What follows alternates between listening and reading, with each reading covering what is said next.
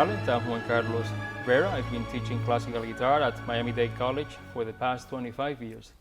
If you were first floored when you heard the music of Vivaldi, and furthermore, if you had a bit of a rebel in you, and if to top things off, you had a knack for numbers and patterns, then you might have been a kindred spirit to Johann Sebastian Bach, the composer of the music I just played, and to whom all the above applied.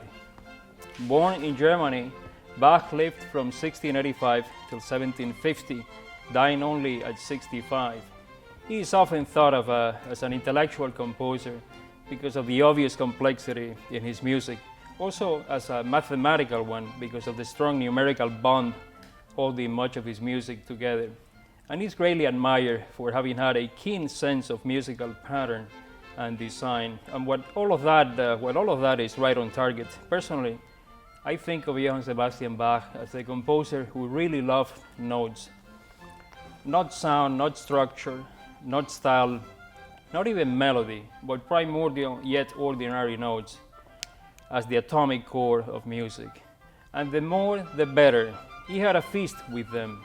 In Bach, notes flowed in all possible direction and in torrential manner, up or down, forwards or backwards, leaping or stepwise, always in celebration of that exhilarating moment when each would sound. Something about Bach's music is a permanent reminder of the primacy of the concrete, down-to-earth note, and therefore of the present, of that special moment allotted to every note in space and time. Maybe that's why he's so timeless. As usual, we're going to be displaying our contact information throughout the show. If you'd like to get a hold of us, send us an email or give us a call, and we'd love to talk to you. And now we're going to be talking to 4 of my students at continuing education, beginning with 12-year-old Hurley Remy, who last year was invited to the White House because talking about patterns, her pattern is decidedly upwards. She's never had a B in school and is a straight A student, while incidentally being a formidable guitar player at age 12.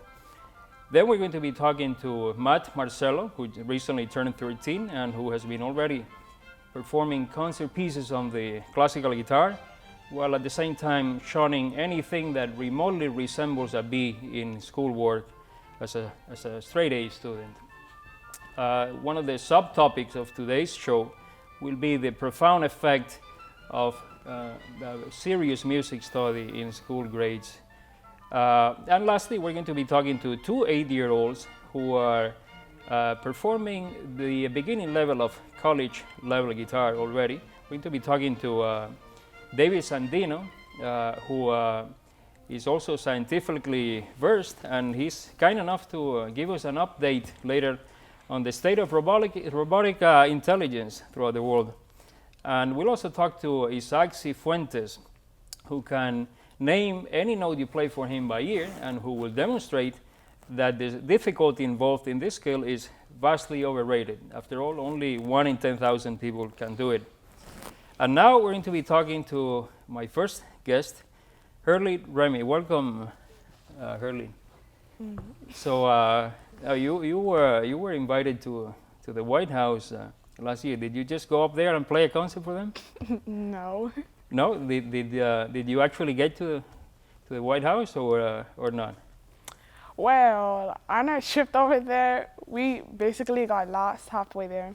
The White House couldn't find you, or you couldn't find the White House? I couldn't find the White House. Well, and what happened then?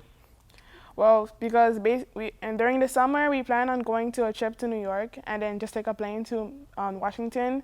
But when we went over there, we couldn't find the place because apparently we didn't know the address of the place. So the time to go there. You don't live there?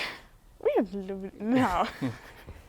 Well, I think that maybe after today's show, when people see the way you play, someone will figure out a way of sending you another invitation, and you'll go up there and really play this time. Now, as far as your guitar playing, let's talk about that. You've been known to play up to 8 hours a day, practicing 8 hours a day. How do you do that? Well, I didn't do it all at the same time, because if I did, that would have been too much for me, basically. But you've done it. Yeah. And normally, how much do you practice? Like 4 to 6 hours. 4 to 6 hours every day? Well, no wonder you're so good. You got a brother who also plays guitar, right? Yeah. Is he better than you? No. No, but he is older than you. No. No, he's younger than you. Yeah. Okay. Now these pieces that you play, they're concert pieces. They're very advanced pieces. Do you read them? Are you because when you look at this music, it looks very messy, very complex. Are you able to read that kind of music? Yeah. So you read music well enough to be able to deal with that kind of repertoire. How long does it take you to learn a piece like that? Well, it depends on the song because sometimes I learn like just in 1 week or like 2 days because sometimes I know the song and I just have to review it over. You know how it sounds, and then you read Basically. so well that you can get through the material. Basically. Now, how is it possible to never have gotten a B in school? Everything A's. You must be an amazing student. Well, in my school, it's pretty easy in there. I'm sure they like that. It's pretty easy. But you've been in several schools, and you've always had the same grades. Yeah. Do you think that being so good at music at such an early age, that has made you a better student in schoolwork? You think one thing leads to the other? It's pretty much documented on research. Why don't you cite the latest research on that? What do you think personally about that? Is there any effect? Well, because when I play guitar, I have to mainly focus on a song I'm playing, and it helps me, like, it gives me a hint to focus more in school, the same way I'm focusing more in guitar. So, like, in guitar, I'm aiming for one thing, and same thing for school. So concentration is a big factor of it, because it is absolutely necessary, mandatory in guitar playing. So you're going to play a medley of different pieces for us so that we can see a variety of your skills. So we're going to watch you play now, Hurley, and we'll be back in a moment.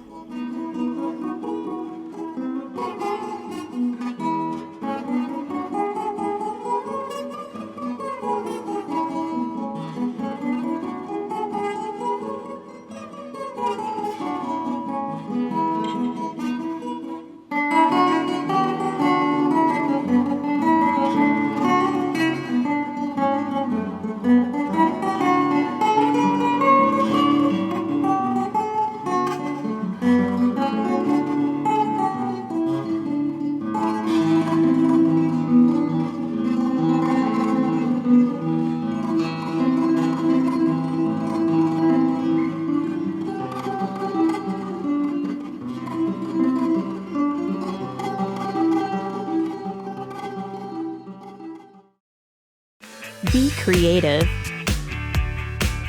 Be a hero. Be the solution. Be connected. Be innovative. Be global. Be successful. Be you. Be MDC. Be Miami-Dade College.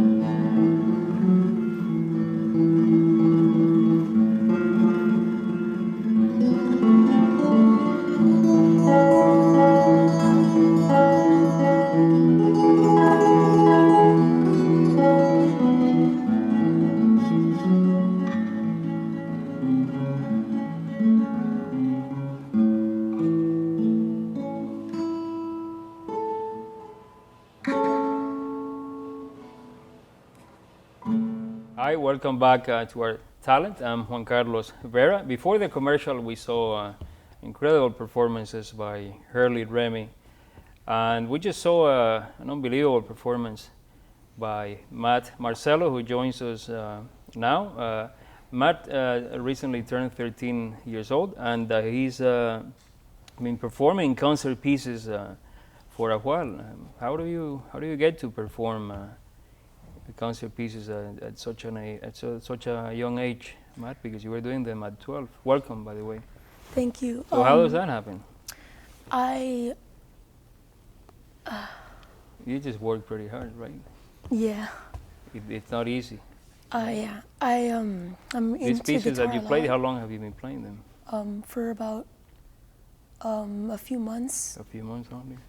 Now the segments that we saw of Recuerdos de la Alhambra, which is one of the most famous concert pieces.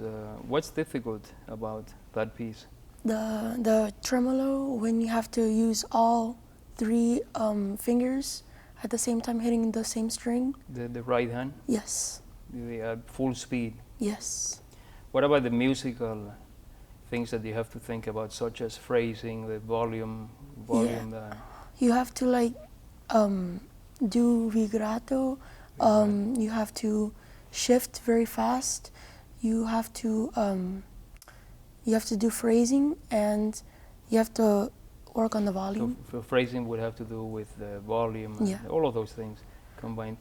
Do you see yourself playing the guitar as a profession? Yes, sometime You in the like to future. follow Yes, I would like to follow. You are a very fast player. You got a lot of speed. How do you get so fast?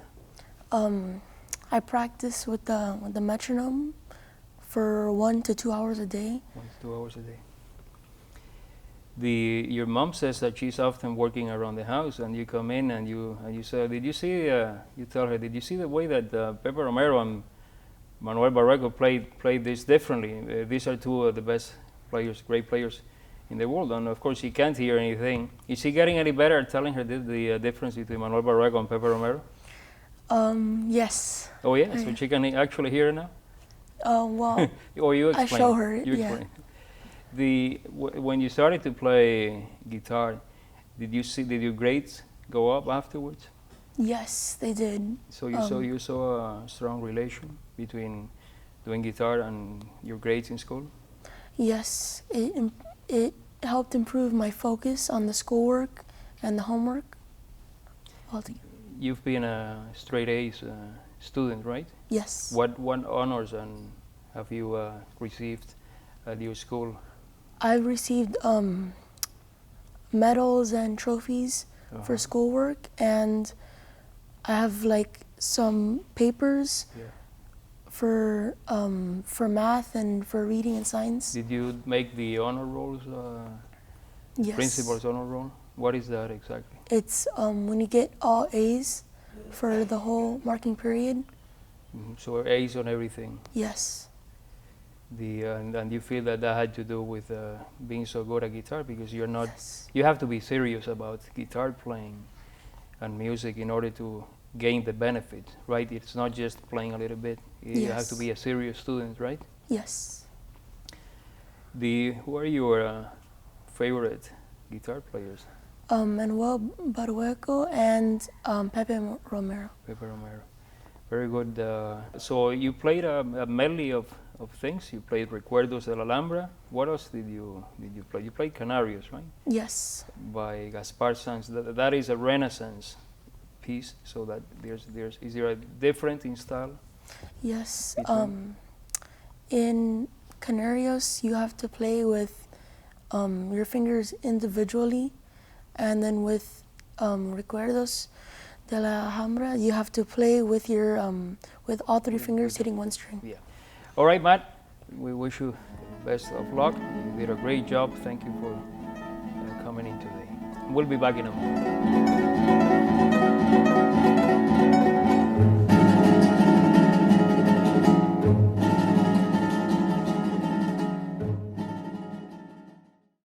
Be creative. Be a hero. Be the solution. Be connected. Be innovative. Be global. Be successful. Be you. Be MDC. Be Miami-Dade College.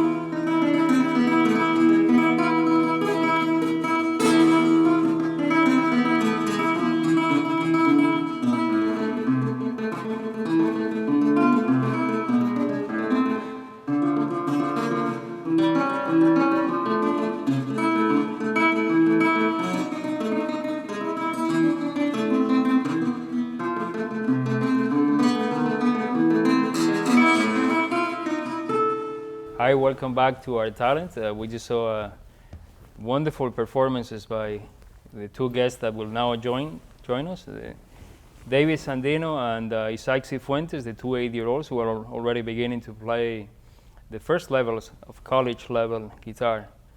Welcome, you guys. Hello. What? Hello. Anything to say? Hello. Oh, okay. Now, David, you've been playing for a while, right? When did you start playing guitar? I think in mid 2013 or Oh, yeah? early 2013 maybe. How long ago is that? How many years? How many months? How many days? 3 years ago. Days and months. How many months ago? Do How not many know. days? Oh, okay. And Isaac, you've been playing for a while as well, right? How Yeah. long have you been playing? The same as him.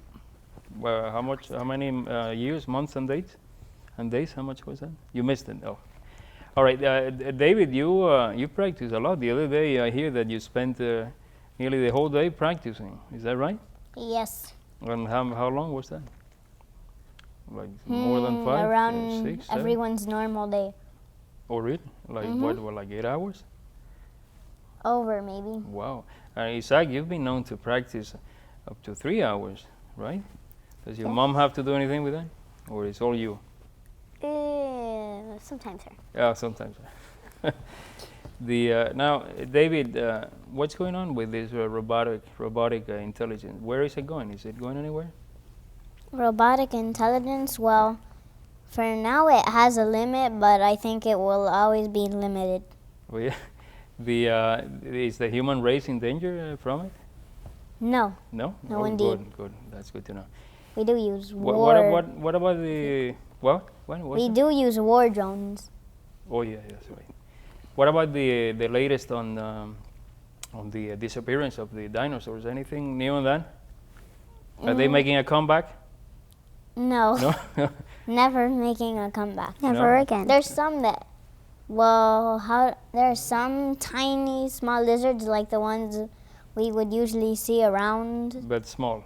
Yeah, Same size. iguanas, So in a few Changed by a million- little a bit. few million chameleons, you years, get it. they'll Only be changed big. by the inside, not We the won't be outside. around. Isaac, and you got an amazing ear. Like you can hear all the notes that you hear and identify them by name. Does it ever happen to you that you're listening to a piece of music and you say, "Well, this thing just has too many G sharps. I can't take one more G sharp." Does that happen to you? Never No. happened. Maybe it will. But you listen to Mozart, right? Yes, I hear classical music And you listen to Mozart a lot?